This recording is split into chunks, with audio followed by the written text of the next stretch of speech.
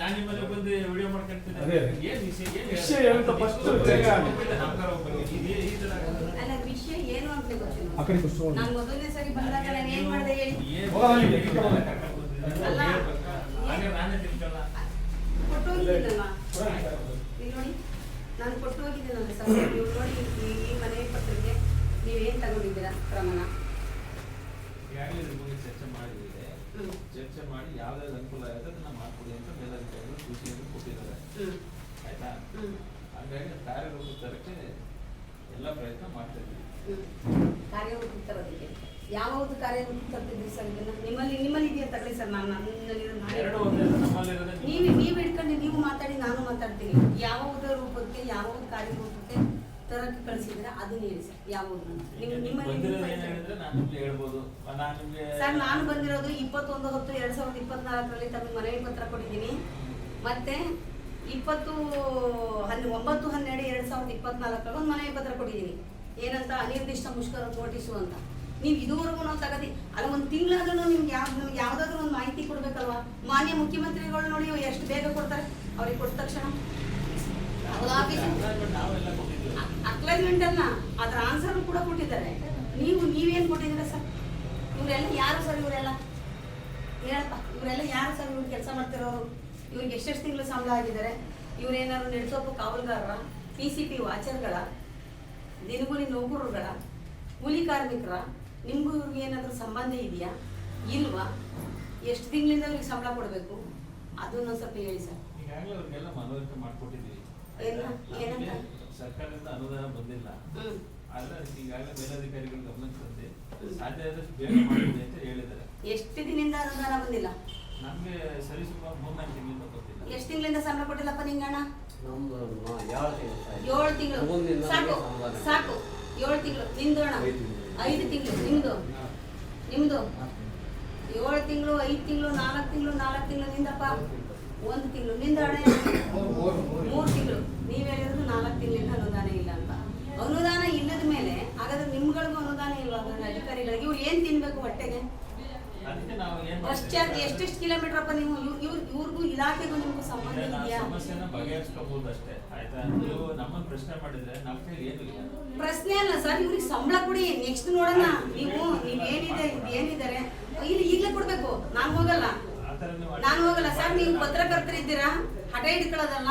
7 ತಿಂಗಳಿಂದ ಊಟ ಇಲ್ಲ ಅಂದ್ರೆ, ಬೆಳಿಗಿಂದ ಸಂಜೆವರೆಗೂ ಬಂದು ಇವ್ರ ಹತ್ರ ಜೀತ ಮಾಡ್ಬೇಕು ಅಂತ ಅಂದ್ರೆ ಬಸ್ ಚಾರ್ಜ್ ಫ್ರೀ ಬರುತ್ತಾ? ಎಷ್ಟು ಕಿಲೋಮೀಟರ್ ಅಣ್ಣ ನಿಂದು? 120 ರೂಪಾಯಿ ಚಾರ್ಜ್. ಯಾರು ಕೊಡ್ತಾರೆ ಪ್ರತಿನಿತ್ಯ? 120 ರೂಪಾಯಿ ಚಾರ್ಜ್ ಆಗುತ್ತೆ. ಮನೆಗೂ ಫೀಲ್ಡಿಂಗ್ ಎಷ್ಟು? 1.5 ಕಿಲೋಮೀಟರ್. 1.5 ಕಿಲೋಮೀಟರ್ ಅವ್ರ ಮನೆ. ಅವರು ಚಿಕ್ಕನಾಗಿ ಬರೋಕೆ 120 ರೂಪಾಯಿ. ಚಾರ್ಜ್ ಇಲ್ಲಿ ಬರೋದು 120. ಹೌದು, ಪೆಟ್ರೋಲ್ ಇಲ್ಲಿಗೆ ಯಾಕಪ್ಪ ಬರ್ಬೇಕು? 2-3 ಸಾರಿ ಫೋನ್ ಮಾಡಿದ್ರೆ ನೀವು ಫೋನ್ ಇಲ್ಲಿಗೆ ಯಾಕಪ್ಪ ಬರ್ಬೇಕು? ಸಂಬಳ ಕೇಳಕ್ಕೆ 3 ಸಾರಿ ಬೇರೆ ಏನಾದ್ರು ಇದೆಯೇನಪ್ಪ? ಬೇರೆ ಏನು ಯಾವಾಗ ಫೋನ್ ಎತ್ತಲ್ಲ? ಫೋನ್ ಮಾಡಿ ನೀವು ಫೋನ್ ಇದು ಮಾಡೋದು ಸಹ ಯಾವಾಗ ಎತ್ತಿಲ್ಲ? ಮೊನ್ನೆ ಹೇಳಿ ನಾನು ಸಹ ನೀವೇ ಆಯ್ತಪ್ಪ ನಾನು ನಿಮಗೆ ಫೋನ್ ಮಾಡ್ತೀನಿ ಅವತ್ತು ಬಾ ಅಂತ ಹೇಳಿರ ಸಹ ನೀವು ಫೋನ್ ಮಾಡಿ ಅದನ್ನೇ ಸುಮಾರು 20 ದಿವಸದಾಗ ಆಯ್ತು. ಮತ್ತೆ 20 ದಿವಸದಿಂದ ನೀವು ಫೋನ್ ಮಾಡಿಲ್ಲ, ನಾನು ಬರೋಕ್ಕೂ ಹೇಳಿ. ನಾನು ಡೈಲಿ ಬೆಳಗ್ಗೆ ಸಾಯಂಕಾಲ 2 ಟೈಮು ನಿಮಗೆ ಫೋನ್ ಮಾಡ್ತಾ ಇತ್ತು ಸರ್. ನಾನು ಹಿಂಗೆ ಆಯ್ತು ಸರ್, ನಾನು ಬರುತ್ತಿದ್ದಿ, ನಾನು ಮಗಳು ಮದುವೆ ಮಾಡಿದ್ದೀನಿ, ತುಂಬ ಇದಾಗಿದೆ ಸರ್. ನಾವು ಆಯ್ತಾ ಕೊಡ್ತೀನಿ ಅಂತ ಹೇಳಿ ಸರ್, ಮತ್ತೆ ನನಗೆ ಫೋನ್ನೇ ಮಾಡೋದು. ನೀನಣೆ ನಿಂದು? ನಂದು 15 ಕಿಲೋಮೀಟರ್ ಆಗ್ಬೋದು. 15 ಕಿಲೋಮೀಟರ್. ಒಂದು ದಿನಕ್ಕೆ 1 ಲೀಟರ್ ಪೆಟ್ರೋಲ್ ಬೇಕೇ ಬೇಕು. ಎಲ್ಲಿಂದ ಎಲ್ಲಿಗೆ 15 ಕಿಲೋಮೀಟರ್? ಇದು ಅನಿಕೆಯಿಂದ ಲೋಕಲ್ ನಿಮ್ಮ ಮನೆಯಿಂದ ಲೋಕಲ್ ಎಷ್ಟು ಒಂದು 10 ಕಿಲೋಮೀಟರ್ ಆಗ್ಬೋದು. ಹೋಗೋದು ಬರೋದು 20 ಕಿಲೋಮೀಟರ್. 20 ಕಿಲೋಮೀಟರ್ 1 ಲೀಟರ್ ಪೆಟ್ರೋಲ್ ಬೇಕೇ ಬೇಕಲ್ಲ? ನಾವು ಯಾರಿಗೂ ಪೆಟ್ರೋಲ್ ಬಂದು ಬೈಕ್ ಬೇಕು ಅಂತ ಹೇಳಿದ್ರೆ ಅಲ್ಲ ಅಲ್ಲ ಯಾರಿಗಾರು ಹೇಳಿದ್ವಿ ನಾವೇನೋ ಕಾರ್ಡ್ ಹಂಚಲಿ ಕರ್ಕೊಬೇಕು ಅಂತ. ನಮ್ಮಲ್ಲಿ ಕಾರ್ಡ್ ಹಂಚಲಿದೆ ಅಂತ ನೀವೇ ಅನುಕೂಲ ಇದೆ ಅಂತ ಬಂದಿದ್ದೀವಿ. ಹೌದು, ಕಾರ್ಡ್ ಪೆಟ್ರೋಲ್ ಕೊಡಿ ಅಂತ ಹೇಳಿದ್ರೆ ಏನಿದು? ಇನ್ಯಾದ ಗೊತ್ತಾರೆ ಸರ್, ಜೀಪ್ ಕಳಿಸ್ತಾರೆ ನಮ್ಮ ಕರ್ಕೊಂಬರಕ್ಕೆ. ಈಗ ನರ್ಸರಿ ಬನ್ನಿ ಅಂತ ಆಮೇಲೆ ಅವಾಗ ನಡ್ಕೊಂಡ್ ಬರಕಾಗ್ತದೆ ಮೇಡಮ್. ಅಲ್ಲ ನೀವು ಒಂದ್ ನಿಮಿಷ ಸಾಲ ಮಾಡ್ಕೊಂಡು ಇವರು ಇದೇನೋ ಹೇಳಿದ್ರು, ಕಾಡಂಚಿನಲ್ಲಿರೋ ಕರ್ಕಳಿ ಅಂತ.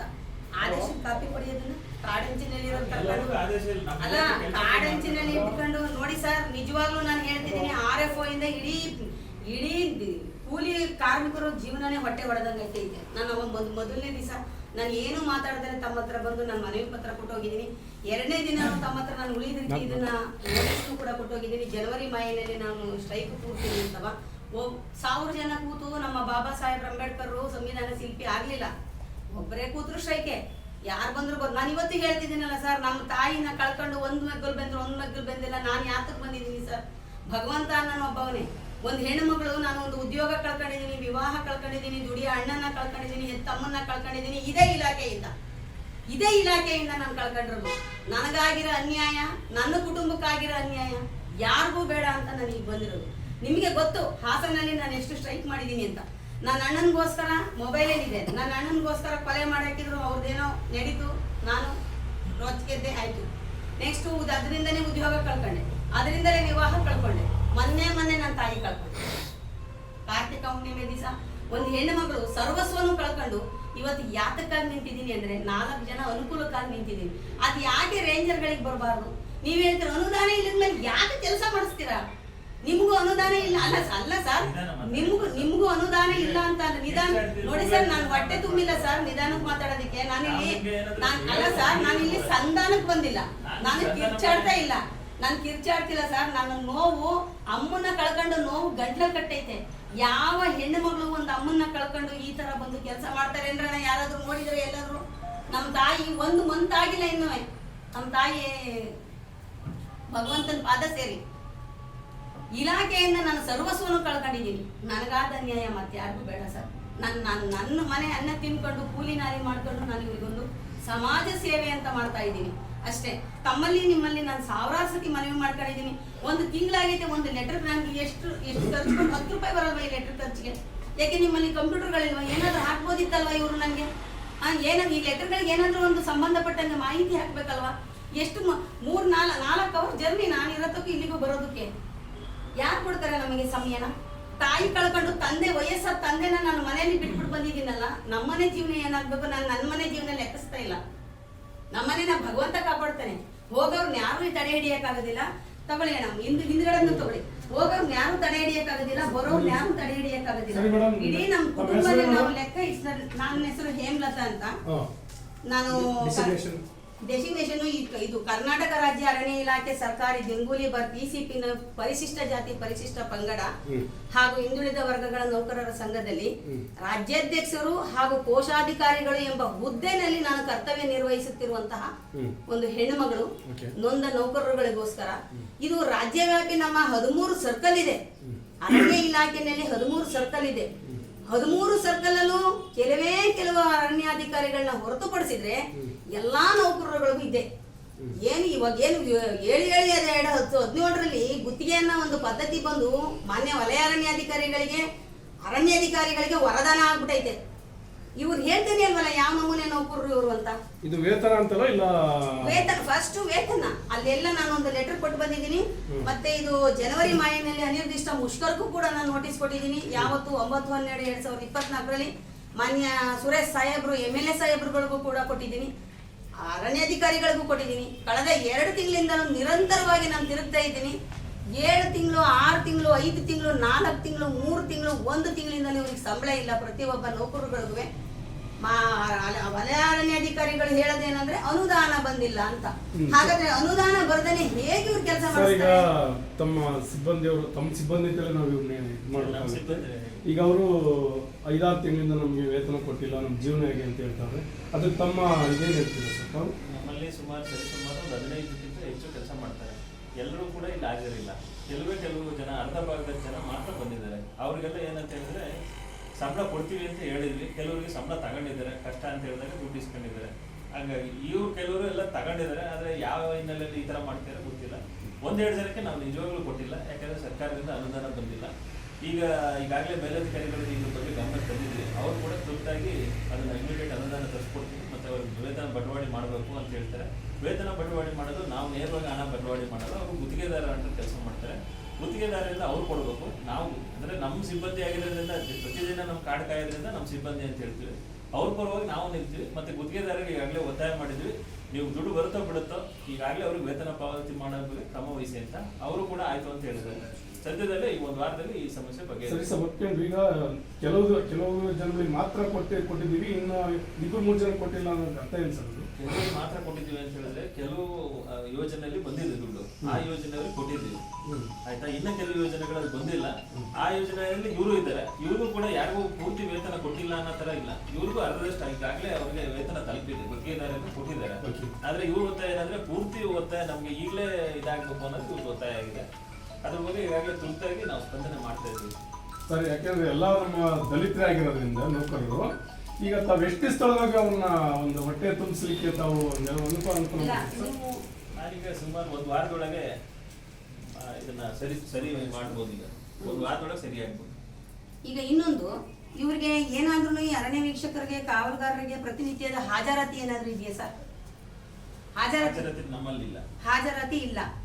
ಮತ್ತೆ ಇವ್ರಿಗೇನಾದ್ರು ಕರ್ತವ್ಯದ ಅವಧಿ 8 ಗಂಟೆಗೆ ಅಂತ ಸೀಮಿತವಾಗಿದೆಯಾ? ಕರ್ತವ್ಯ ಅವಧಿ 8 ಗಂಟೆಗೆ ಅಂತ ಏನಾದ್ರು ಸೀಮಿತವಾಗಿದೆಯಾ? ಎಲ್ಲ ಸರ್ಕಾರಿ ನೌಕರಿ ಆಗಿದ್ದಾರೆ, ಇವರು ಕೂಡ ಅದೇ ರೀತಿ. ಅಲ್ಲ, ಎಲ್ಲಾ ಸರ್ಕಾರಿ ನೌಕರರಲ್ಲ ಇವ್ರು. ನೀವೇ ಹೇಳ್ತಿದ್ರೆ ಇವ್ರಿಗೆ ಅನುದಾನವೇ ಇಲ್ಲ ಅಂದ್ಮೇಲೆ ಇವ್ರು ಯಾವ ನಮೂನೆ ಸರ್ಕಾರಿ ನೌಕರರು? ನಾನು ಹೇಳಿದ್ದು ಅನುದಾನ. ಈಗ ಒಂದು ಸರ್ಕಾರಿ ನೌಕರರುಗಳಿಗೆ 31ನೇ, ಈಗ ತಮಗೆ ಎಕ್ಸಾಂಪಲ್ ತಗೊಂಡ್ರೆ 31ನೇ ತಾರೀಕು ಆದ ತಕ್ಷಣ HRMS ಬೀಳ್ದೇ ಇರುತ್ತೆ ಸಂಬಳ ಅಲ್ವಾ? ಮತ್ತೆ ಇವ್ರಿಗೆ ಯಾವ ನಮೂನೆ ನೌಕರರು? ಒಂದು 7 ತಿಂಗಳಾದ್ರೂ ಸಂಬಳ ಇಲ್ಲ ಅಂದ್ರೆ ಸಮಯ ನಿಗದಿ ನಮ್ಮಲ್ಲಿ ಅರಣ್ಯ ಇಲಾಖೆಯಲ್ಲಿ ಇದುವರೆಗೂ ಮಾಡಿಲ್ಲ. ಎಲ್ಲರೂ 24/7 ಕೆಲಸ 24x7 ಇವ್ರ ಕಡೆಯಿಂದ ಕೆಲಸ ಮಾಡಿಸ್ಕೊತೀರಾ? ಕೆಲಸ ಮಾಡಿಸ್ತಲ್ಲ, ಅವರು ಎಲ್ಲಾ ತುರ್ತು ಸಂದರ್ಭದಲ್ಲೂ ರೆಡಿ ಇರಬೇಕು. Okay sir. ಯಾವಾಗ ಅವಶ್ಯಕತೆ ಬೀಳುತ್ತೆ ಅವಾಗ. ಆದ್ರೆ ಅವ್ರಿಗೆ ಎಲ್ಲರ ತರನು ಕಚೇರಿ ವೇಳೆ ಏನಿದೆ ಅದೇ ಟೈಮಿಂಗ್ಸ್ ಅವ್ರಿಗೆ ಇರುತ್ತೆ. ಓಕೆ. ತುರ್ತು ಸಂದರ್ಭದಲ್ಲಿ ಇವ್ರಿಗೆ 24x7 ಕೆಲಸ ನಿರ್ವಹಿಸ್ಕೊತೀರಿ ಅಂತಿದ್ರಲ್ಲ, ಇವ್ರಿಗೆ ನಿಯಮಾನುಸಾರ ಏನು ಕರ್ತವ್ಯ ನಿರ್ವಹಿಸಿದ ನೌಕರರಿಗೆ ವೇತನ ಪಾವತಿ ಮಾಡ್ತಾ ಇದ್ದೀರಾ? ಓಟಿ ತರ ಹೆಚ್ಚಿಗೆ ಬಂದವ್ರಿಗೆ ಮಾತ್ರ ಏನಾದ್ರು ಮಾಡ್ತಾ ಇದ್ದೀರಾ? ರಜಾ ದಿನಗಳಲ್ಲಿ ಅದೇ ಇದ್ರಲ್ಲೆಲ್ಲ ಕೆಲಸ ಮಾಡಿದವ್ರಿಗೆಲ್ಲ ವಾರದ ರಜೆ ಏನಾದ್ರು ಕಡ್ಡಾಯವಾಗಿ ಕೊಡ್ತಾರಾ? ಏನಿದೆ ಅದನ್ನ ಮಾಡ್ತಾ ಇದೀವಿ. ನಾವಾಗೆ ಹೊಸದಾಗಿ ನಿಯಮ ಮಾಡ್ತಿಲ್ಲ, ಯಾಕಂದ್ರೆ ಅವರೆಲ್ಲ ಒಪ್ಪಿ ಅವರಾಗೆ ಬಂದಿರೋದು. ನಾವಾಗಿ ಯಾರನ್ನೋ ಅವ್ರನ್ನ ಬನ್ನಿ ಅಂತ ಹೇಳಿರ್ಲಿಲ್ಲ. ಅವರಾಗೆ ಬಂದು ನಿಮ್ಮಲ್ಲಿ ಕೆಲಸ ಮಾಡ್ತಾವ್ರೆ ವಾಲಂಟರಿ ಆಗಿ. ಅವ್ರನ್ನ ನೀವೇನು ಬನ್ನಿ ಅಂತ ನೀವೇನು ಹೇಳಿಲ್ಲ. ಮತ್ತೆ ಈಗ ತಾನೇ ಹೇಳಿದ್ರಿ ಗುತ್ತಿಗೆದಾರ ಅಂತ ಹೇಳಿದೀನಿ ಅಂತ. ಗುತ್ತಿಗೆದಾರರಿಗೆ ಏನಂದ್ರೆ ಅವ್ರಿಗೆ ವೇತನ ಪಾವತಿ ಬಗ್ಗೆ ಹೇಳಿದೀನಿ. ಆ ಗುತ್ತಿಗೆದಾರರಿಗೆ ESI PF ಕೊಡ್ತಾ ಇದ್ದಾರೆ ಅವ್ರಿಗೆ ವೇತನ ಪಾವತಿ ಬಗ್ಗೆ. ಮತ್ತೆ ಅದನ್ನ ಹೇಗೆ ಹೇಳಿಲ್ಲ ಮತ್ತೆ ನೀವು? ಅದು ನೀತಿ ನಿಯಮಗಳಲ್ಲಿ ಬರುತ್ತೆ. ಆ ನಿಯಮಗಳಲ್ಲಿ ಇವ್ರಿಗೆ ಯಾರಿಗೂ ESI PF ಇದುವರೆಗೂ ಬಂದಿಲ್ಲ. ನಾವು ನಿಮ್ಗೆ ಹಿಂದೆ ಕೂಡ ಹೇಳಿದ್ವಿ, ಅದು ಮೇಲ್ಮಟ್ಟದಲ್ಲಿ ಆಗ್ಬೇಕಾದ್ರೆ ಅದ್ರ ಬಗ್ಗೆ ತಾವು ಮೇಲಧಿಕಾರಿಗಳು ಚರ್ಚೆ. ಒಬ್ಬ ಗುತ್ತಿಗೆದಾರ ಎಷ್ಟು ತಿಂಗಳು ಸಂಬಳ ನಿಲ್ಲಿಸಬಹುದು? ಅದು ಅವ್ರು ಬಿಟ್ಟಿದ್ದು, ಅವ್ರ ವಿಚಾರ ನಾವ್ ಹೇಳಕ್ಕಾಗಲ್ಲ. ಅಲ್ಲ, ಈಗ ಗುತ್ತಿಗೆದಾರ ಬಂದು ಅರಣ್ಯ ಇಲಾಖೆಯಲ್ಲಿ ಇವ್ರಿಗೆ ಕೆಲಸ ಮಾಡಿಸ್ತಾ ಇದಾರ. ಅರಣ್ಯ ಇಲಾಖೆಯವರು ಅರಣ್ಯ ಅಧಿಕಾರಿಗಳು ಅಂದ್ರೆ ಗಾರ್ಡ್ ಆಗಿರ್ಬೋದು, ಫಾರೆಸ್ಟರ್ ಆಗಿರ್ಬೋದು, ರೇಂಜರ್ ಆಗಿರ್ಬೋದು, ತಾವುಗಳು ಇವ್ರ ಹತ್ರ ಕೆಲಸ ತಗೋತಾ ಇದ್ದೀರಾ ಅಥವಾ ಗುತ್ತಿಗೆದಾರ ಕೆಲಸ ತಗೋತಾವ್ರ ಇವ್ರ ಹತ್ರ? ಅಲ್ಲ, ಈ ಏರಿಯಾ ಏನಿದೆ, ಈ ಅರಣ್ಯ ಪ್ರದೇಶ ಮತ್ತೆ ಅರಣ್ಯ ಪ್ರದೇಶದಲ್ಲಿ ಇರ್ತಕ್ಕಂಥ ಮರಗಿಡಗಳು ಇವಕ್ಕೆಲ್ಲ ನಮ್ಮ ಜವಾಬ್ದಾರಿ ಇರೋದ್ರಿಂದ ಇವರು ನಮಗೆ ವಸ್ತು ಮಾಡಕ್ಕೆ ಸಹಕಾರಿಯಾಗಿದ್ದಾರೆ. ಜೊತೆಗೆ ನೆಟ್ವರ್ಕ್ ನಿರ್ವಹಣೆ ಇವ್ರ ಮುಖ್ಯ ಜವಾಬ್ದಾರಿ. ಹಾಗಾದ್ರೆ ನೀವು ಈ ನೌಕರಗಳ ಹತ್ರ ಕೆಲಸನೂ ನೀವೇ ತಗೋತಾ ಇದ್ದೀರಾ, ಸಂಬಳಕ್ಕೆ ಮಾತ್ರ ಗುತ್ತಿಗೆದಾರರಿಗೆ ತೋರಿಸ್ತಾ ಇದ್ದೀರಾ. ಮತ್ತೆ ಈ ಗುತ್ತಿಗೆದಾರರಿಗೆ ಇವ್ರಿಗೂ ಸಂಪರ್ಕನೇ ಇಲ್ವಲ್ಲ? ಆಮೇಲೆ ಏನ್ ಹೇಳ್ತೀರಾ? ನೇಮಕ ಇವ್ರಿಗೂ ನಮಗೂ ಸಂಬಂಧ ಇಲ್ಲ, ಇವರಾಗೆ ವಾಲಂಟರಿ ಆಗಿ ಬಂದು ಕೆಲಸ ಮಾಡ್ತಾರೆ ಅಂತ ಹೇಳ್ಬಿಟ್ಟು ತಾವು ಹೇಳ್ತಾ ಇದ್ದೀರಾ. ಹಾಗಾದ್ರೆ ಇವ್ರ ಜೀವಕ್ಕೆ ಬೆಲೆ ಇಲ್ಲ? ಒಂದು ವನ್ಯ ಪ್ರಾಣಿಗಳಿಗೆ ತುತ್ತಾದ್ರೆ ಆಗ್ಲಿ, ಒಂದು ಮರ ಗಿಡಗಳು ಬಿದ್ದು ಸತ್ತೋದ್ರೆ ಆಗ್ಲಿ, ಎಲ್ಲಾದ್ರೂ ಒಂದು ಗವಿ ಒಳಗೆ ಸಿಕ್ಕಾಕೊಂಡು ಸತ್ತರೆ ಆಗ್ಲಿ, ಎತ್ತಗಿ ನೀವು ಅವರಾಗೆ ಬಂದು ನಮ್ಮಲ್ಲಿ ಕೆಲಸ ಮಾಡ್ತಾ ಇದ್ದಾರೆ, ನಮಗೆ ಸಂಬಂಧ ಇಲ್ಲ ಅಂತಿದ್ದೀರಾ. ಗುತ್ತಿಗೆದಾರಗೂ ಕೂಡ ಇವ್ರಿಗೂ ಸಂಬಂಧ ಇಲ್ಲ ಅಂತೀರ. ಮತ್ತೆ ಇವ್ರು ಹೆಂಗೆ ನಿಮ್ಮಲ್ಲಿ ಕೆಲಸ ಮಾಡೋದು? ಇವರಿಗೆ ಪ್ರಾಣ ಇಲ್ಲ, ಇವ್ರಿಗೆ ಪ್ರಾಣ ಭಿಕ್ಷೆ ಅನ್ನೋದಿಲ್ವ? ಹಾಗಾದ್ರೆ ಇವ್ರ ಜೀವನಕ್ಕೆ ದಾರಿ ಏನು? ನಾವು ಅವ್ರಿಗೆ ಏನಂತ ಹೇಳಿದ್ರೆ, ಅವ್ರಿಗೂ ನಮಗೂ ಸಂಬಂಧ ಇಲ್ಲ ಅಂತಲ್ಲ, ಅವರು ಕೂಡ ನಮಗೆ ಸಿಬ್ಬಂದಿಗಳು. ಆದ್ರೆ ಏನಂದ್ರೆ ನಮ್ಗೆ ಸರ್ಕಾರ ವೇತನ ಪಾವತಿ ಮಾಡುತ್ತೆ, ಅವ್ರಿಗೆ ಗುತ್ತಿಗೆದಾರರು ಪಾವತಿ ಮಾಡ್ತಾರೆ. ಏನಾದ್ರೆ ಹೆಚ್ಚು ಕಡಿಮೆ ಆದ್ರೆ ಈಗ ಪ್ರಚಲಿತವಾಗಿರ್ತಕ್ಕಂಥ ಏನ್ ಸುತ್ತೋಲೆಗಳಿದೆ, ಆ ಸುತ್ತೋಲೆಗಳಲ್ಲಿ ಅವ್ರಿಗೆಲ್ಲ ಈಗ ಏನ್ ಅನುಗ್ರಹ ಪೂರ್ವಕ ಕೆಲವು ಇದಾವೆ, ಅದನ್ನ ಈಗಾಗಲೇ ಕೊಡ್ತೀವಿ. ಆದ್ರೆ ವಿಶೇಷ ಸಂದರ್ಭಗಳಲ್ಲಿ ಅಂತ ಆ ಸುತ್ತೋಲೆ ವಿಶೇಷ ಸಂದರ್ಭ ಅಂದ್ರೆ ಈಗ ಚಿರತೆ, ಆನೆ ಏನಾರು ಬರ್ಬೋದು, ಆವಾಗ ಇವರೆಲ್ಲ ಅದರಲ್ಲಿ ಪಾಲ್ಗೊಳ್ಬೇಕಾಗುತ್ತೆ. ಅಂತ ಟೈಮಲ್ಲಿ ಅವ್ರಿಗೆ ಯಾವುದೇ ತರದ ಅವರ ಜೀವ ರಕ್ಷಣೆ ಇಲ್ಲ ಅಂತೇಳಿ ಇನ್ನೊಂದು ಸಂಘಗಳು ಅಥವಾ ನೀವೇ ಹೋರಾಟ ಮಾಡಿರ್ಬೋದು. ಅದ್ರ ಪ್ರತಿಫಲವಾಗಿ ಈಗಾಗಲೇ ಸುತ್ತೋಲೆ ಇರೋದ್ರಿಂದ ಇವರಿಗೆ ಜೀವ ರಕ್ಷಣೆ ಬಗ್ಗೆ ಈಗಾಗಲೇ ಅವರಿಗೆ ಜೀವ ರಕ್ಷಣೆ ಬಗ್ಗೆ ಪರಿಹಾರ ಕೇಳ್ತೀರಾ? ಒಂದು ಹೆಂಡತಿಗೆ ಗಂಡನ್ ಕೊಡಕ್ಕಾಗುತ್ತಾ? ಒಂದು ಮಕ್ಕಳಿಗೆ ತಂದೆ ಕೊಡಕ್ಕಾಗುತ್ತಾ? ಒಂದು ಕುಟುಂಬಕ್ಕೆ ಮುಖ್ಯಸ್ಥನ ಕೊಡಕ್ಕಾಗುತ್ತಾ? ಇವ್ರು ದುಡ್ದಿರೋ ದುಡ್ಡನ್ನ 7 ತಿಂಗಳಾದ್ರೂ ಒಬ್ಬ ಸ್ಯಾಲ್ರಿ ಕೊಟ್ಟಿಲ್ಲ ಅಂದ್ಮೇಲೆ ನೀವು ಎಲ್ಲಿಗೆ ಹೋಗ್ತಿದ್ದೀರ ಅಂದ್ರೆ ಅವ್ರು ಸತ್ತಂತ ಸಂದರ್ಭದಲ್ಲಿ ಪರಿಹಾರ ಕೊಡ್ತೀವಿ ಅಂತ, ಇದು ಎಷ್ಟು ಮಟ್ಟಿಗೆ ಸೂಕ್ತ ನೋಡಿ. ಅಲ್ಲ, ಇವ್ರಿಗೆ ಈ ಕೊಡಕ್ಕೆ ಅನುದಾನ ಇಲ್ಲ, ಆಗ ತಕ್ಷಣ ಅನುದಾನ ಬಂದ್ಬಿಡುತ್ತೆ ಇವ್ರಿಗೆ ಕೊಡೋದಕ್ಕೆ. ಅಲ್ಲಲ್ಲ, ಅಂತ ಪ್ರಕರಣಗಳು ಆಗಿಲ್ಲ ಅನ್ನೋ ಪ್ರಶ್ನೆ ಅಲ್ಲ. ಹಾಗಾದ್ರೆ ಇವ್ರು ನಮ್ಮದು ನೌಕರರು ಅಂದ್ರೆ ಇವರಿಗೆ ಸಮವಸ್ತ್ರಗಳು ಏನಾದ್ರು ಶೂಗಳು ಸಂಬಂಧಪಟ್ಟಂತೆ ಕೊಟ್ಟಿದ್ದೀರಾ? ವಿತರಣೆ ಮಾಡಿದ್ದೀರಾ?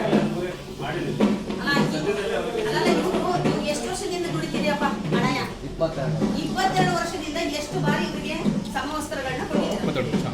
ಈಗ 22 ವರ್ಷ ನೀವು ಸರ್ವಿಸ್ ಮಾಡಿದ್ರಲ್ಲ, 22 ವರ್ಷ ನಿಮ್ಗೆ 2005 6 ಸೇರಿತ್ತು. ನಾಗಾಮೋದಿನ ಸಾಹೇಬರು ಇದು ಸಾಧು ಅವತ್ತು ಸೇರಿ ಅಂತ ಅವ್ರ ಕಡೆ ಅವಾಗಲಿಂದಲೂ ಇದೀನಿ ಸರ್ ನಾನು. 5 ಸೇರಿದ್ರಲ್ಲ, ನಿಮ್ಗೆ ಏನಾರ ನೀವು ಅರ್ಜಿ ಹಾಕಿದ್ರೆ ಕೆಲಸ ಯಾವ್ದ್ರದ್ದು ಏನು ಸರ್ ನಮಗೆ ಅವಾಗ ಒಂದ್ ನಿಮಿಷ ತಡೆಯೋಣ. ನೀವು ಅವ್ರನ್ನ ಅರ್ಜಿ ಹಾಕಿದಿರ 2000 ಒಂದ್ ನಿಮಿಷ ಸರ್, ನೀವ್ ಹೆಂಗ್ ಹೇಳಿದ್ರೆ ನಾನು ಅಲ್ಲಲ್ಲ ಒಂದ್ ಸೆಕೆಂಡ್. 2005ನೇ ಇಸ್ವಿಯಿಂದಲೂ ನೀವು ಅರ್ಜಿ ಹಾಕಿದಿರ ಅಂತ ಅವತ್ತು ಕೇಳ್ತಿದ್ರ. ಅಟ್ ಪ್ರೆಸೆಂಟ್ ನೀವು ಡ್ಯೂಟಿ ಮಾಡಿಸ್ಕೊತಿದ್ರಲ್ಲ, ನಿಮ್ಗೇನಾದ್ರು ಅರ್ಜಿ ಹಾಕಿದಾರ ಅವರು?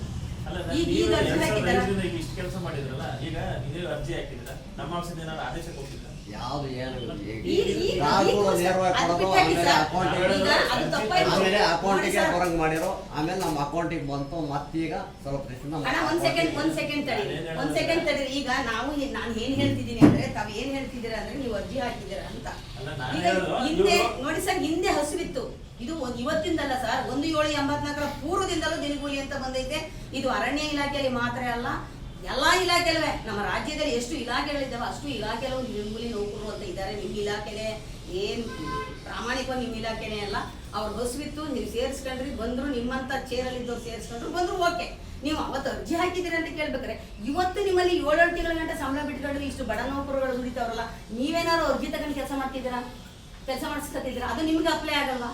ನಮಗೂ ಕೂಡ ಅಪ್ಲೈ ಆಗುತ್ತೆ. ಮತ್ತೆ ನೀವು ಆ ಪ್ರಶ್ನೆ ಕೇಳ್ತಿದ್ದೀರಲ್ಲ? 22 ವರ್ಷದಿಂದ ಇವರು ಸೇವೆ ಮಾಡಿದ್ದಾರೆ ಅಂತಾರೆ. ನಿಮ್ಗೆ ಗೊತ್ತು, 22 ವರ್ಷದಿಂದ ಇವರು ಸೇವೆ ಮಾಡಿದ್ ನಿಜ ಆಗಿದ್ರೆ ಈಗಾಗಲೇ ಇವರು ಕಾಯಮಾತಿಗೆ ಪ್ರಸ್ತಾವನೆ ಹೋಗಿ ಕಾಯಮಾತಿಗೆ ನೀವು ದಾಖಲಾತಿಗಳನ್ನ ನಿರ್ವಹಣೆ ಮಾಡಿದ್ರೆ ಕಾಯಮಾತಿ ಪ್ರಸ್ತಾವನೆ ಆಗ್ತಿತ್ತು. ಇಲ್ಲಿ ಹೇಮಲತಾ ಇದ್ದೀನಿ, 2004 ಇಸ್ವಿಯಿಂದ ಇಲಾಖೆಯಲ್ಲಿ ದುಡ್ದಿದ್ದೀನಿ. ಮತ್ತೆ ಹೇಮಲತೆಗೆ ಯಾವ ಅಧಿಕಾರಿ ಒಳಗಡೆನೆ ಇವರು ವಾಚರು ಬಿಟ್ಟಾಕಿ ಸರ್, ವಾಚರ್ ಪ್ರಶ್ನೆ ಬೇಡ.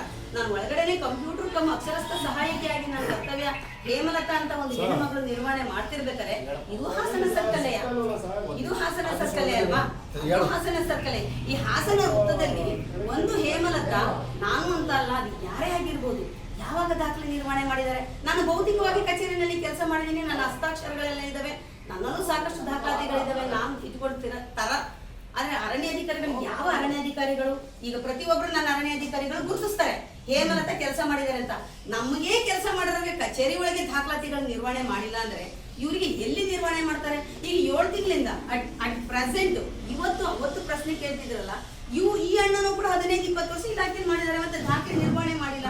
ದಾಖಲೆ ನಿರ್ವಹಣೆ ಮಾಡಿದ್ರೆ ಅವರಿಗೆ ನಿಗದಿತ ಅವಧಿಗೆ ವೇತನ ಕೊಡಬೇಕಾಗುತ್ತೆ.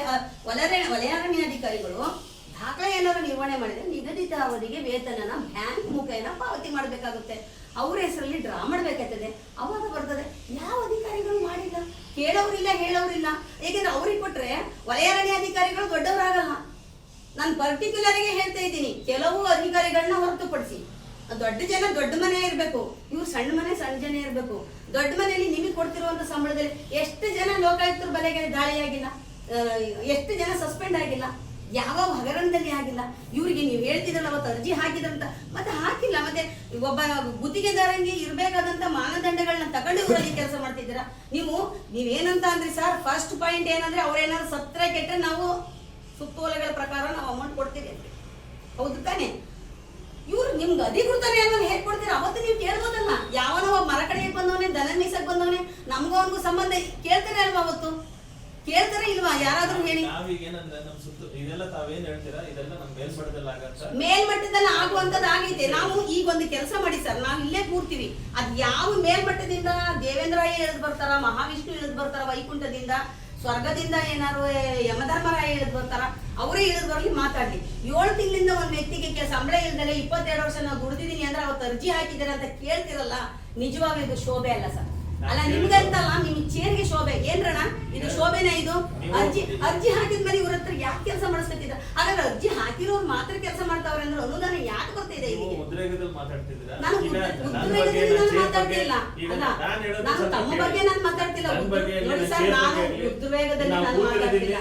ಇಲ್ಲಿ ಸಮಾಧಾನ ಅಥವಾ ನಿಮ್ ಸಮಸ್ಯೆ ಶೋಭೆ ಅಲ್ಲ ಸರ್ ಅದು. ನೀವು ಅರ್ಜಿ ಹಾಕಿದ್ರ ಅಂತ ಕೇಳ್ತೀರಲ್ಲ. ಈಗ ನಾನು ಹೇಳೋದು ಅವ್ರು ಮುಂದೆ ಅರ್ಜಿ ಹಿಂದೆ ಸರ್, ಹಾಕಿದ್ದಾರೆ ಏನು ಅಂತ ಮೇಡಮ್ ಒಂದು ಕೆಲಸ ಮಾಡಿ. ಈಗ ಒಂದ್ ನಿಮಿಷ, ಸಮವಸ್ತ್ರಗಳು ಕೊಟ್ಟಿಲ್ಲ, ಆಯ್ತು. ಕರ್ತವ್ಯ ನಿರತ ಅಂತ ನೌಕರರಿಗೆ ಗುರುತಿನ ಚೀಟಿ ಕೊಟ್ಟಿದ್ದೀರಾ ಸರ್? ಇಲ್ಲ. ಗುತ್ತಿಗೆದಾರನಿಂದನಾರ ಆಗಿರ್ಬೋದು ಅಥವಾ ಅರಣ್ಯಾಧಿಕಾರಿಗಳಿಂದ. ಮತ್ತೆ ಈ ನೋಡಿ, ನೀವು ಪತ್ರಕರ್ತರಿದ್ದೀರಾ, ಇವರು ಯಾವುದನ್ನು ಕೇಳಿದ್ರು ಇಲ್ಲ ಅಂತಾರೆ. ಗುತ್ತಿಗೆದಾರ 2 ತಿಂಗಳು ಸಂಬಳ ಆಗ್ಲಿಲ್ಲ ಅಂದ್ರೆ ಬಿಫೋರ್ ಅವದೇ ಹಾಕ್ಬೇಕು ಕಾರ್ಮಿಕ ಕಾಯ್ದೆ ಅಡಿ. ಇವತ್ತು ಅವ್ರು ಬರ್ತೀನಿ ಅಂದಿದ್ರು ಲೇಬರ್ ಆಫೀಸ್ ಅವರು, ನಾನು ಅದಕ್ಕೋಸ್ಕರನೇ ಬಂದೆ. ಯಾಕೋ ಅವ್ರು ಬಂದಿಲ್ಲ ಕಾರಣಾಂತರದಿಂದ, ಬರ್ಬೋದೇನೆ, ವೆಯ್ಟ್ ಮಾಡ್ತೀನಿ. ಇವತ್ತು ಇರ್ತೀನಿ, ನಾಳೆನೂ ಇರ್ತೀನಿ, ಇಲ್ಲೇ ಕೂರ್ತೀನಿ. ಇವ್ರು ಯಾವುದನ್ನು ಕೇಳಿದ್ರು ಸಮವಸ್ತ್ರನೂ ಇಲ್ಲ ಅಂತಾರೆ, ಗುರುತಿನ ಚೀಟಿನೂ ಇಲ್ಲ ಅಂತ ಅಂತಾರೆ. ಮತ್ತೆ ಏನಾದ್ರು ಸತ್ರೆ ಕೆಟ್ರೆ ಅವರು ಕಾಕಿ ಬಟ್ಟೆನಾರು ಹಾಕೊಳ್ಳಿ ಸರ್, ಕರಿ ಬಟ್ಟೆನಾರು ಹಾಕೊಳ್ಳಿ, ಅವ್ರ ದುಡ್ಡಲ್ಲಿ ಅವ್ರು ಏನಾರು ಹಾಕಂತಾರೆ. ನಿಮ್ಮ ಇಲಾಖೆಯಿಂದ ಕೊಟ್ಟಿರೋದನ್ನ ವಿತರಣೆ ಮಾಡಿರೋದನ್ನ ತಾವೇ ಮತ್ತೆ ಅವ್ರು ಹಾಗಾದ್ರೆ ಹಾಕೊಳ್ಳೋದೇ ತಪ್ಪ. ಈಗ ಕಾಕಿ ಬಟ್ಟೆ ಹಾಕೊಳ್ಳಿಲ್ಲ ಅಂದ್ರೆ ಬಂದಿಲ್ಲ, ಆದ್ರೆ ಕೆಲವರಿಗೆ ನಾವೇ ಕೊಡ್ಸಿದೀವಿ, ಇನ್ನ ಕೆಲವರು ಅವರೇ ಸ್ವಂತ ತಗೊಂಡಿದ್ದಾರೆ. ನಾನು ಆತರ ಅಂತ ಹೇಳ್ತಿಲ್ಲ ಸರ್, ನಾನು ಕಾನೂನು ಅವ್ರಿಗೆ ಸಿಗ್ಬೇಕು ಅಂತ ಹೇಳಿದ್ರೆ ಈಗ ನಮ್ಮ ನೀವು ಯಾವ್ದಕ್ಕೂ ಅಲ್ಲ ಸರ್, ನೀವು ಯಾವುದಕ್ಕೂ ಒಪ್ಕತೆ ಇಲ್ಲ, ಯಾವುದಕ್ಕೂ ಒಪ್ಕತೆ ಇಲ್ಲ. ಯಾರಾದ್ರೂ ಸಮಾಧಾನ ಆಗಂತ ನನ್ಗೆ ಸಮಾಧಾನ ಬೇಡ ಸರ್, ನನಗೆ ಯಾಕೆ ಬೇಕು ಸರ್ ಸಮಾಧಾನ? ನನ್ಗೇನು ಸರ್ ಇದ್ರಲ್ಲಿ ಸಮಾಧಾನ? ನಂದು ಏನೈತೆ ಪತ್ರಕರ್ತ ಅಣದಿರ ನನಗೆ ಸ್ವಾರ್ಥ ಇಲ್ಲಿ? ನನಗೇನೈತೆ ಸಮಾಧಾನ? ನನಗೇನಿದೆ ಆದಾಯ ಏನಿದೆ? 4 ಜನಕ್ಕೆ ಒಂದು ಸಮಾಜ ಸೇವೆ ಮಾಡೋದಕ್ಕೆ ಇದು ಸರ್ಟಿಫಿಕೇಟ್ ಕೊಟ್ಟಿದ್ದಾರೆ, ಒಂದು ಸರ್ಟಿಫಿಕೇಟ್ ಕೊಟ್ಟಿದ್ದಾರೆ. ಈ ಸರ್ಟಿಫಿಕೇಟ್ಗೆ ತಕ್ಕಂತೆ ಒಂದ್ ನಿಮಿಷ ನೋಡಿ ಸರ್, ಇಲ್ಲಿ ನೋಡಿ ಮಾತಾಡೋಡಪ್ಪ. ಸರ್ಟಿಫಿಕೇಟ್ ತಕ್ಕಂತೆ ನಾನು ಒಂದು ಕೆಲಸ ಮಾಡ್ತಿದ್ದೀನಿ ಸರ್. ನಂದೇನಾದ್ರು ತಪ್ಪಾದ್ರೆ ನನ್ಗೇನಾದ್ರು ದಯಮಾಡಿ ಮನ್ಸಿ, ಇಲ್ಲ ಪೊಲೀಸಿಗೆ ಕೊಡ್ಬೇಕು ಅಂದ್ರೆ ಕೊಡಿ, ನಾವು ಕೂಡ ಹೋಗ್ತೀವಿ, ಅಲ್ಲಿಗೆ ಹೋಗಕ್ ನಿಂತಿದೀವಿ. ಯಾಕೆಂದ್ರೆ ನೀವು ಯಾವುದನ್ನು ಕೇಳಿದ್ರು ವಿನಾಕಾರಣ ಯಾರಾದ್ರೂ ಈ ತರ ಮಾತಾಡಿದ್ರೆ ಕೆಲಸದಿಂದ ತೆಗಿತೀರಾ. ಅವ್ರ ಹೊಟ್ಟೆ ಹಸುವಾಗೈತೆ, ಬಂದೈತೆ, ನಿಮ್ಗೆ ಇಷ್ಟ ಬಂದಂಗೆ ಕೆಲಸ ಮಾಡ್ಕೊಳ್ಳೋದು, ಅನುದಾನ ಬಂದಿಲ್ಲ ಅನ್ನೋದು, ಅನುದಾನ ಬಂದೈತೆ ಅನ್ನೋದು. ಒಬ್ಬ 9 ತಿಂಗಳಿಂದ 7 ತಿಂಗಳಿಂದ ಸಂಬಳ ಇಲ್ಲ ಅಂದ್ರೆ ಅವ್ರ ಊಟ ಹೆಂಗೆ, ಅವ್ರ ತಿಂಡಿ ಹೆಂಗೆ? ಅವ್ರ ಮನೇಲಿ ಹೆಂಡತಿ ಮಕ್ಳು ಇರ್ತಾರೆ, ಅವ್ರನ್ನೇ ನಂಬಿರುವಂತ ಮಕ್ಕಳುಗಳಿರ್ತಾರೆ, ಕುಟುಂಬ ಇರ್ತದೆ. ಒಬ್ಬೊಬ್ರು ಬೈ ಕಡೆ ಇಟ್ಟವ್ರೆ, ನೀವು ಬನ್ನಿ ಅಂತ ಹೇಳ್ತೀರಿ, ಇನ್ ಟೈಮಿಗೆ ನಡ್ಕೊಂಡ್ ಬರಕ್ಕಾಗಲ್ಲ, ಇನ್ ಟೈಮಿಗೆ ಬಸ್ಸಿಗೆ ಬರಕ್ಕಾಗಲ್ಲ. ಒಂದು ಮೋಟಾರ್ ವೆಹಿಕಲ್ 2 ವೀಲರ್ ಇದ್ದೇ ಇರಬೇಕು. ಅದಕ್ಕೆ ಇವತ್ತು 100-150 ರೂಪಾಯಿ ಪೆಟ್ರೋಲ್ ಚಾರ್ಜ್ ಬರ್ತದೆ ಒಂದು ದಿನಕ್ಕೆ. ಅಟ್ಲೀಸ್ಟು ನೀವು ಏನ್ ಕೊಡ್ಲಿಲ್ಲ ಅಂದ್ರೆ ನಿಮ್ಗೆ ಸಂಬಂಧನೇ ಇಲ್ವಾ? ಕೊಡ್ಸಿ ಗುರುತಿನ ಚೀಟಿನ, ID ಕಾರ್ಡ್ಗಳನ್ನ ಅವ್ರಿಗೂ ಒಂದು ಸಿಕ್ತಿ. ಏನು 22 ವರ್ಷದಿಂದ ಕೆಲಸ ಮಾಡಿದ ಏನೇನಿಗೆ ದಾಖಲೆ ಐತೆ ಅಂದ್ರೆ ಇದು ಒಂದೇ ತರ ಅಲ್ಲ ಸರ್. ನನಗೆ ನೀವು ಉದ್ರೇಗ ಅಂತಿಲ್ಲ, ಉದ್ರೇಗ ಪದ್ರೇಗ ಯಾವುದೂ ಇಲ್ಲ. ಇದು ಆಗ್ತಿರೋ ಅನ್ಯಾಯಕ್ಕೆ ಆಗ್ತಿರೋ ಸರ್. ನನ್ನನ್ನ ಮಾನ್ಯ ಆಯುಕ್ತರು ಮೊನ್ನೆ 19-12ನೇ ತಾರೀಕು ಸರ್ ಜಡ್ಜ್ ಇತ್ತು, ಅದು ರೆಕಾರ್ಡ್ ಆಗಲಿ. 3ನೇ ಕೋರ್ಟಲ್ಲಿ ಜಡ್ಜಿ RTI ಅಪ್ಲಿಕೇಶನ್ ಹಾಕಿದ್ದೆ. ಹೇಮಲತನ ಕೆಲಸದಿಂದ ತೆಗೆದಿದ್ದಂತ ಸಂದರ್ಭದಲ್ಲಿ ಹಲವಾರು ಪತ್ರ ವ್ಯವಹಾರಗಳ ಮನವಿ ಪತ್ರಗಳು ಕೊಟ್ಟಿದ್ದೀವಿ, ಅದಕ್ಕೆ ಕೈಗೊಂಡಿರುವಂತ ಕ್ರಮದ ಬಗ್ಗೆ ಮಾಹಿತಿ ಕೊಡಿ ಅಂತ ಕೊಟ್ಟಿದ್ದೀನಿ ಅಂತ ಬರ್ತಾರೆ. ಯಾವುದನ್ನು ಕೊಟ್ಟಿರೋದಿಲ್ಲ. ಕೊನೆಗೆ ಆ ಮಹಾನುಭಾವಿಗೆ ಎಷ್ಟು ಸೆಲ್ಯೂಟ್ ಹೊಡಿಬೇಕು. ಪ್ರತಿಯೊಂದನ್ನು ಕಳ್ಕೊಂಡಿದ್ಯಾ, ನೀನು ಹಿರಿಯ ಅಣ್ಣನಾಗಿ ಹೇಳ್ತಾ ಇದ್ದೀನಿ. ನೀನಿದ್ರೆ ಜಗತ್ತಿದ್ರೆ ನೀನಲ್ಲ. ನೀನು ಮೊದಲು ಹೋಗಿ ಡ್ಯೂಟಿಗೆ ಜಾಯಿನ್ ಮಾಡ್ಕೋ. ಏನಮ್ಮ ವಲಯ ಅರಣ್ಯ ಅಧಿಕಾರಿಗೆ ಮೇಡಮ್ ನಿಮ್ಮಲ್ಲಿ ಇದೆಯಾ? ಇದೇ ಲಿಟ್ರೇಚರ್ ಅಸ್ಟೆಂಟ್ ಸರ್, ಇದೇ ನನಗೆ ಕೊಡಕ್ಕೆ ಪವರ್ ಇಲ್ಲ, DF ಸಾಹೇಬರು ಕೊಡಬೇಕು ಅನ್ನೋದು ರೆಕಾರ್ಡ್ ಆಗ್ತಿದೆ. ಅದು ಯೂಟ್ಯೂಬ್ಗೆ ಅಪ್ಲೋಡ್ ಮಾಡ್ತೀನಿ ನಾನು. ಅದು ಏನಾರ ಬಂದರೂ ನಾನು ಎದುರಿಸ್ತೀನಿ. ಅಲ್ಲಿ ಹೋಗಿ 19ರಿಂದ ನೀನು ನಾಳೆ ಇಲ್ಲ ಸರ್ ಅವ್ರು ಕೊಡಲ್ಲ, ನನಗೆ ಬೇಡ, ನಂದೇ ಆದಂಥ ಒಂದು